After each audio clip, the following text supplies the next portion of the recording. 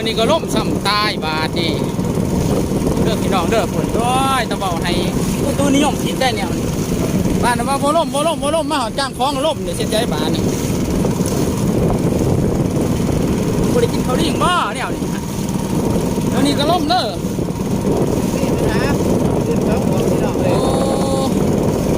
ตายน้ำเขาใหญ่เนาะจะไล่คืนนี้คือว่าล่มแท้บาดเสียวอะไรมันนี่ตายเบิ่งคนก็เขาเจ้ากัดขี่ได้อยู่หรอกจะว่ามื้อนี้มันอากาศบ่จะดีปานใดมื้อนี้น่าก็ล่ำอย่างน้อยนึงครับก็ได้เนี่ยหายุงอยู่มันล่มเนาะไอ้สิบ่ยากโอ้ย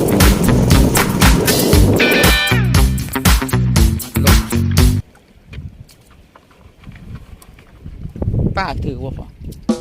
ป้ามันถือมันก็ปกติน้องกล่องนี่มาถือป่ะเศร้าอีก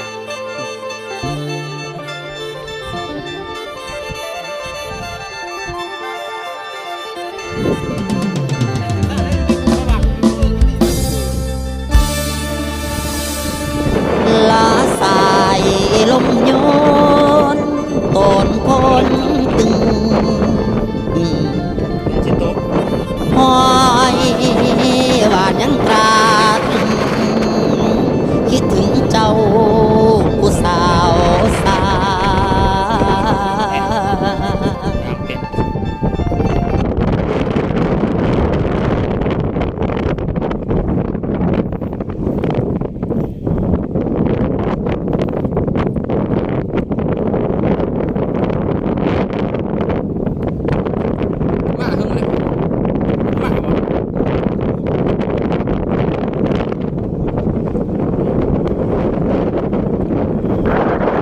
ฝนอยู่นะนี่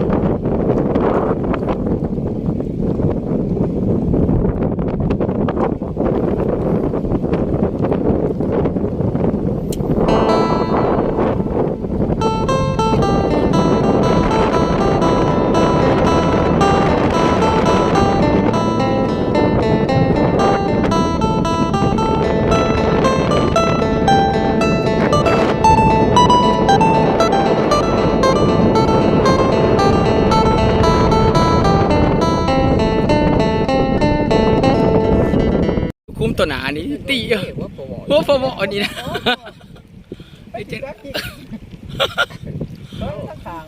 อันเดย์อยู่บนเนาะโอ้ยบาดเจ็บโอ้บาดเจ็บแล้วบาดเจ็บโอ้แม่ไปเลยเด้อ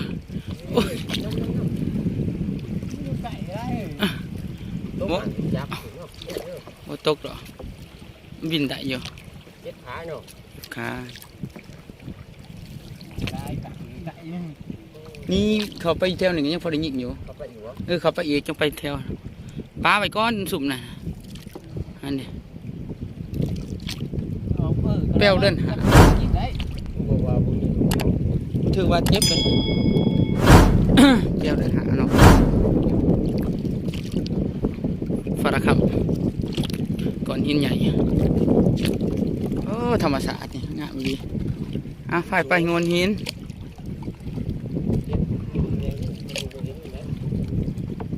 ยิงนกกับพ่อถือกับปืนยางตะกี้ย่ามนี่ปลูกกันอันใดเวิร์ดเนาะมักแตงเนาะเดี๋ยวนี้เขาบกล้าปลูกเนาะบ่ปกติ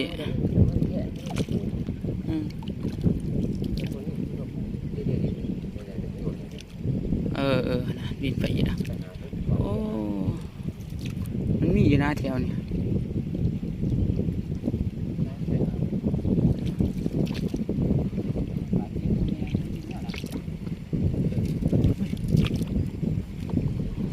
ฟาระครับ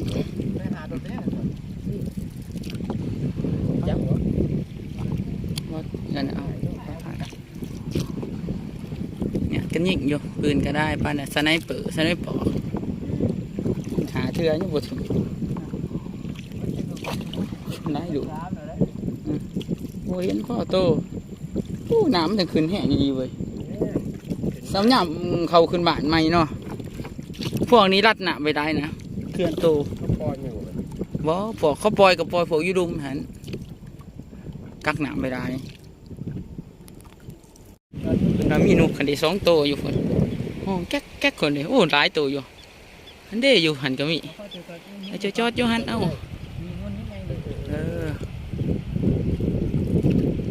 สไนเปอร์เขาสิยิงนะบ้านไอ้กี่ท่านยังมันแน่ท่านคนบอกนี่คอยจังน้อยอย่าฝ่าตัวตีจอดก่อนอย่าฝ่าก่อนนั้นไปก่อนดิโอ้หาวดีไปก่อนตีพอนะเฮ้ยฝ่าใจเย็นๆนะนกหันเบิ่งคนอยู่จับพื้นที่เลยจับพื้นที่ไข่เนาะไข่เนี่ยอะไรเลยเอ้าจับถ่ายดิเบิ้งเอาโอ้โอ้หนุกตัวใหญ่ดีตัวนึงตัวยิ่งใกล้ๆจับดีๆเนี่ยตกลงน้ำก่อนจ้ะโอ้มีแต่หอยเนาะนี่หอย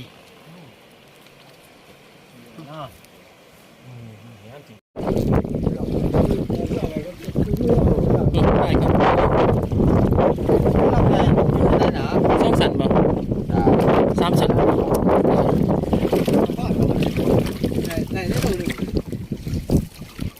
เชื่อสมิ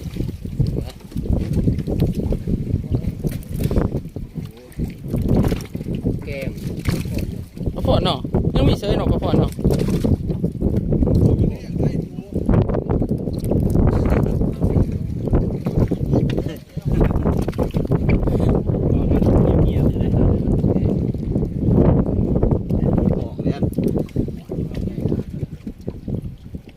กันยังเนาะ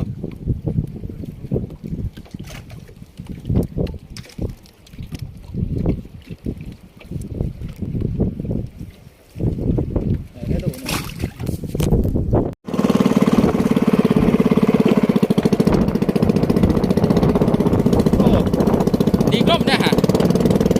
มันก็ลงคือละวาเลย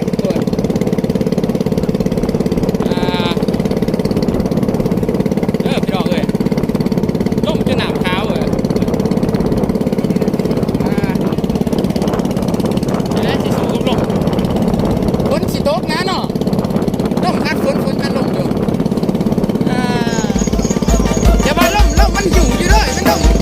ว่า15 บาทนี่ความฮักบ่จำเป็นต้องครอบครองแค่ได้ยืนมองสำนีก็มีความสุขแล้วว่าแล้วก็ไป